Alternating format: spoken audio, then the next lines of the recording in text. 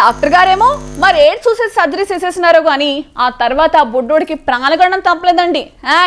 సరైన డాక్టర్ చేతిలో పడిన తర్వాత అప్పుడు తెలిసిందండి అసలు ప్రాబ్లం ఏంటని. మరి అలాంటి డాక్టర్లకు దండమెట్టకుండా ఎలాగుంటారండి? అందుకే అంటారు వైద్యో నారాయణ హరి అని. అయినా ఆ బొడ్డోడు అవన్నీ కడుపులోకి ఎప్పుడు పంపించేశాడో గానీ పెద్ద ప్రమాదం నుంచి గట్టెక్కేశాడండి.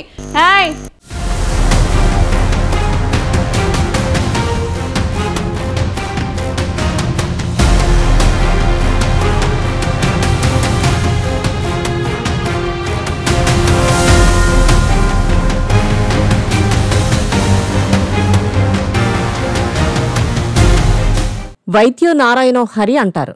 వైద్యులు మనసు పెట్టి చికిత్స చేస్తే తిరుగుండదు. కొందరికి పునర్జన్మను ప్రసాదించేది అలాంటి వైద్యులే.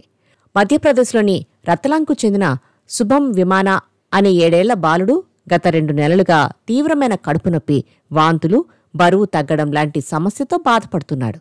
ఆ బాలుడు కుటుంబ సభ్యులు అతడికి ఓ ప్రైవేటు ఆసుపత్రిలో 2 లక్షల రూపాయలు ఖర్చు చేసి మరీ చికిత్స చేయించారు.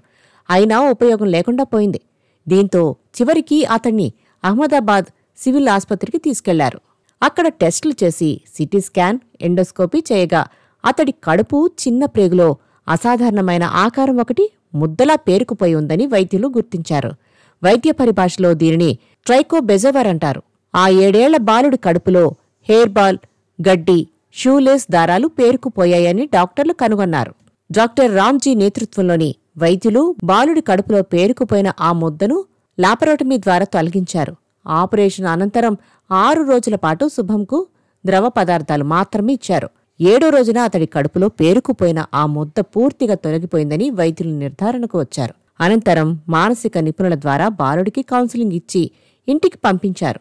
పిల్లల్లో ఇలాంటి పరిస్థితులు ఎదురైతే వెంటనే వైద్యులను సంప్రదించాలని అంటున్నారు. ఆలస్యం చేసే కొద్దీ ప్రాణాలకే ప్రమాదమని హెచ్చరిస్తున్నారు. అంతకుముందు సర్జరీ చేసిన డాక్టర్లు ఏం గుర్తించారో గాని సరైన వైద్యుడి చేతిలో మాత్రం ప్రాణాలకు భరోసా ఉంటుందనడంలో సందేహం లేదు.